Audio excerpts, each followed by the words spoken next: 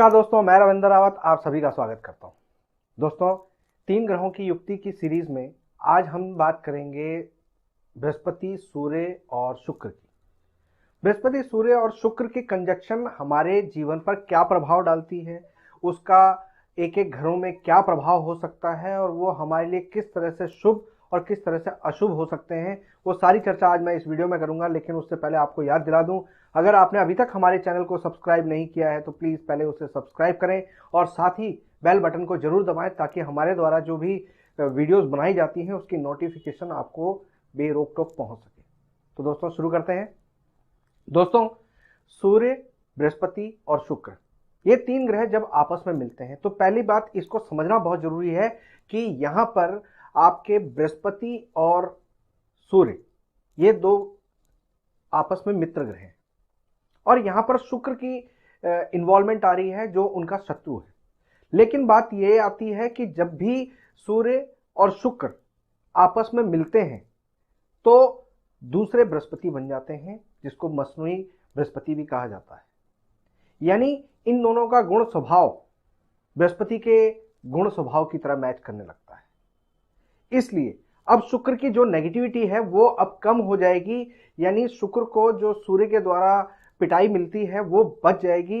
यानी आपके जीवन में शुक्र के जो नेगेटिव फल हो सकते हैं वो आप कंट्रोल में रहेंगे। यानी आपको जीवन साथी का पूर्ण साथ मिलेगा, आपको गृहस्थी में पूर्ण सुख मिलेगा, आपको जो लग्जरी है वो पूर्ण रूप से प्राप्त होगी और जीवन में जो आपके जीवन साथी का रूप रंग होगा वो बहुत बेहतर होगा, बहुत अच्छा स्वभाव होगा, बहुत अच्छे से गृहस्थी को चलाने वाला वो आपका जीवन साथी रहेगा।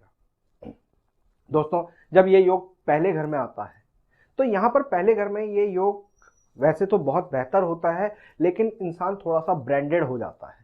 ऐसे इंसान को बड़ी बड़ी चीज़ों का शौक हो जाता है और उसका जीवन साथी इन चीज़ों से परेशान रहता है, लेकिन वो उसकी उन सारी शर्तों को या उन सारी डिमांड्स को जरूर पूरी करता रहता है। तो कुल मिला के यहाँ पर बुरा नहीं है, लेकिन इंसान को यहाँ पर थोड़ा सा अपनी आदतों पर कंट्रोल करना चाहिए। अगर उसको अपनी गृहस्थी को बेहतर चलाना है तो अपनी आदतों पर, खासकर महंगी चीज़ों का शौक, कंट्रोल में रखें। सेकंड हाउस की बात करें तो सेकंड हाउस में ये योग पूर्ण रूप से बेहतर होता है। ऐसा इंसान लग्जरी पूर्ण पाता है, अपने परिवार की तरफ से भी उसको अच्छा सपोर्ट मिलता है, अपने ससुराल की तरफ से भी अच्छा सपोर्ट मिलता है।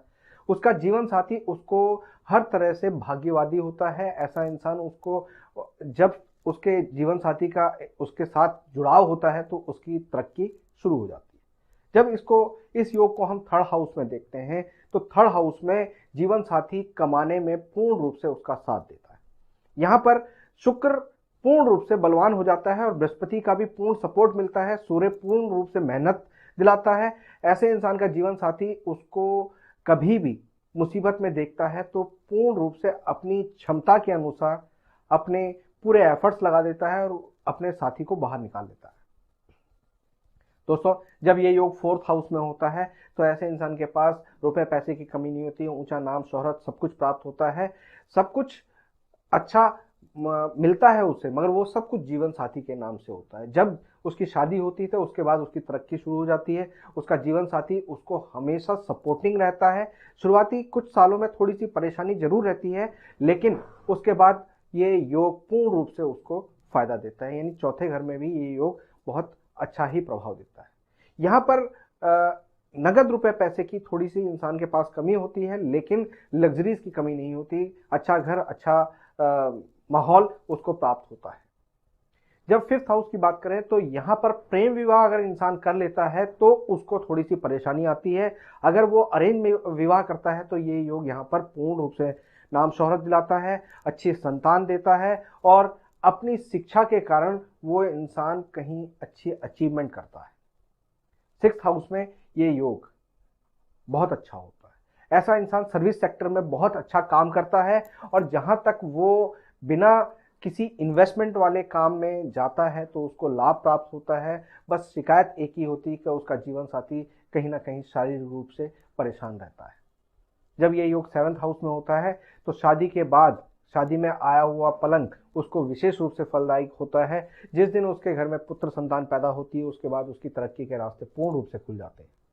जब ये योग 8th हाउस में होता है तो 8th हाउस में जीवन साथी का सपोर्ट उसको पूर्ण रूप से लाभ देता है। और जब तक इंसान अपने जीवन साथी के साथ धोखा नहीं करता, जब तक वो किसी भी तरह की उसके साथ दगाबाजी नहीं करता, तो ये योग पूर्ण रूप से उसको फायदा देता है।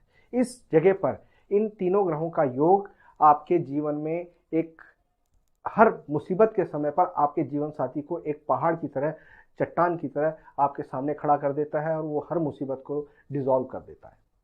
जब ये योग 9th हाउस में आता है तो शादी के समय पर थोड़ी सी परेशानी आती है, मंगल कार्यों के समय पर थोड़ी सी परेशानी आती है, लेकिन ओवरऑल लाइफ बहुत बेहतर रहती है। जीवन साथी के साथ किसी भी तरह की चीटिंग करना यहाँ पर नुकसानदायक होता है। दोस्तों 10th हाउस में ये योग बहुत ज़्यादा कर्म क्षेत्र में फायदा देता है। आपका जीवन साथी आपके कर्म क्षेत्र में आपका साथ दे और उसको उसके जुड़ने के साथ आपके बिजनेस में, आपके कार्य क्षेत्र में बहुत इंप्रूवमेंट आती है। जो लोग नौकरी करते हैं उनके लिए उनका जीवन साथी कमाकर या घर रहकर भी वो कोई ना कोई एक्स्ट्रा सोर्स बना लेता है और उसके द्वारा वो अपने घर गृहस्थी को सपोर्ट करता है या बैलेंस करता है।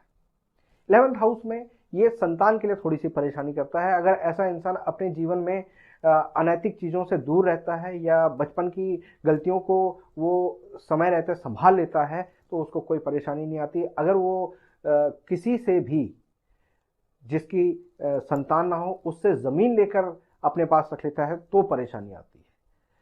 यहाँ पर ये योग पूर्ण रूप से बेहतरी का फल देता है। ऐसे इंसान को खास तौर पर एक चीज़ का ध्यान रखना चाहिए कि वो किसी को भी जब मौका मिले तब आप कफन का दान करते हैं तो उससे आपको लाभ मिलता है। 12th हाउस में ये योग राजयोग दे देता है। यहाँ पर ये योग आपके जीवन में रुपए पैसे की कमी नहीं देने देता। यहाँ पर विदेश यात्राएं करवाता है, घोड़ा गाड़ी सब चीज़ों का सुख देता है। जीवन साथी बहुत सुंदर और बहुत अट्रैक्टिव मिलता है, उस के कारण आप उन पर कहीं ना कहीं थोड़ा सा शक वाली प्रवृत्ति बनाकर चलते हैं और जो आपकी गृहस्थी में थोड़ी सी प्रॉब्लम क्रिएट कर देता है।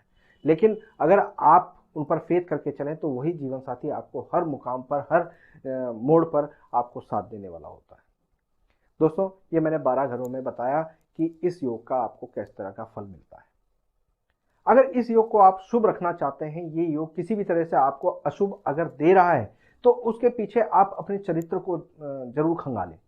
अगर आप अपने जीवन साथी के साथ किसी भी तरीके से दगा करते हैं, धोखा देते हैं, कोई एक्स्ट्रा मैरिटल अफेयर करते हैं या कोई भी अपने चरित्र को किसी भी तरीके से आप खराब करते हैं, तब ये योग आपको नुकसान देगा।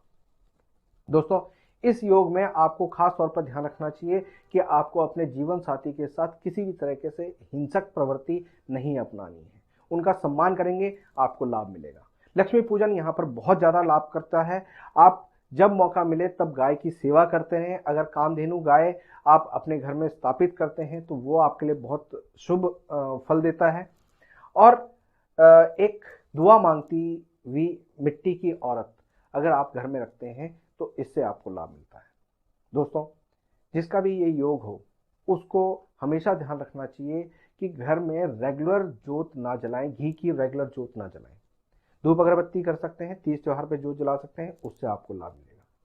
दोस्तों इस योग में एक बहुत ज़्यादा जो इस योग का नेगेटिव फल मिल रहा है और उसको ठीक करना है तो इस योग में आप बहुत ज़्यादा इस चीज़ को प्रयोग करें कि महीने में एक बार अपने जीवन साथी के वजन के बराबर हरी चरी आप गौशाला में डाल के आए। और ये रूटीन में कोई भी कर लेता है जिसकी भी कुंडली में ये 3 ग्रहों का योग बना हुआ है तो उसको जीवन में हर सुख प्राप्त होते हैं। तो उम्मीद करता हूँ आप मेरी इन बातों से सहमत होंगे, इन चीज़ों को आपने आजमाया होगा। अगर आपको किसी भी तरह का कोई डाउट है या कोई सवाल है तो हमारे को कमेंट बॉक्स में ज़रूर लिखें। लाइक और शेयर करना बिल्कुल ना भूलें। फिलहाल मैं अपनी वाणी को विराम देता हूँ। नमस्कार।